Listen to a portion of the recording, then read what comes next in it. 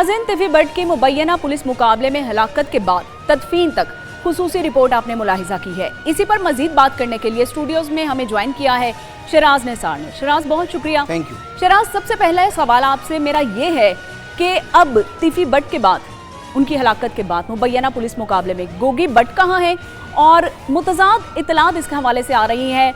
उनके घर वालों का ये कहना है कि जो गोगी बट है वो पुलिस की हिरासत में है, लेकिन पुलिस की जानिब से इस बात की तरदीद की जा रही है। आपके पास क्या इतलात हैं?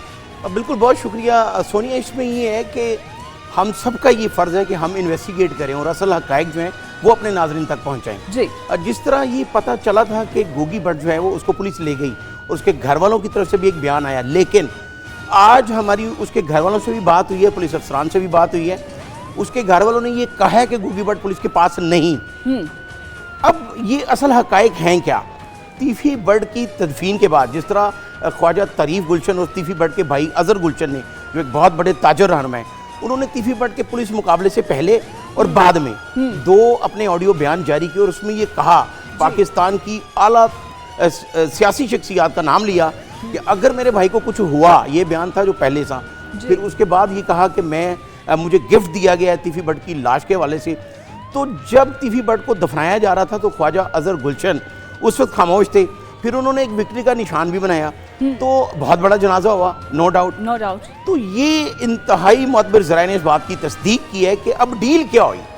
जिस तरह पाकिस्तान की ही एक आला सियासी शख्सियत ने तिफी बट को ये यकीन दहानी करवाई कि आप पाकिस्तान आ जाओ, अदालतों में पेश किया जाएगा, लेकिन उसके बाद एक मुबैना पुलिस मुकाबला होता है और 7 अफराद जो है छुड़वा कर ले गए और फिर वहीं जांभा को 2 मुकदमे दर्ज हुए। ख्वाजा अजहर गुलशन के साथ इंतहाई मोतबर ज़राए ने इस बात की तस्दीक की है कि ये बात हुई है। जिस तरह डीआईजी इमरान किश्वर जो ओसीयू के डीआईजी थे, उन्होंने अपनी रिपोर्ट में ये लिखा था कि तमाम शवाहिद अमीर बलाच कत्ल के वो तिफी बट की तरफ जाते हैं, लेकिन उसके साथ ही हमारे साथ बात करते हुए उन्होंने ये कहा था कि गोगी बट की तरफ नहीं जाती।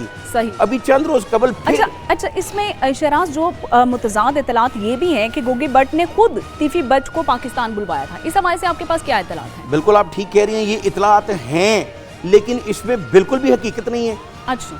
चूंकि जिस तरह पाकिस्तान की एक सियासी शख्सियत ने उसको कहा, तो ये मैसेज तिफी बट तक गया कि आप पाकिस्तान आ जाए, अदालतों में पेश किया जाएगा। अच्छा। गोगी बट जब पुलिस मुकाबला हुआ तो उस रात सुबह तक अपने घर केनाल रोड पे मौजूद था। इस बात की तस्दीक उसके फैमिलीज रहे, दोस्तों ने की, और वो ये चूँकि उनको ये पता था कि तिफी बट लाहौर में है और उसे सुबह अदालत में पेश किया जाएगा सिविल जज के पास ज़िला कचहरी में। लेकिन जब उनको वहाँ लोग पहुँचे, वकला पहुँचे, तो उनको पता चला कि रहीम बियार खां में पुलिस मुकाबला जो है वो हो चुका है। ठीक है।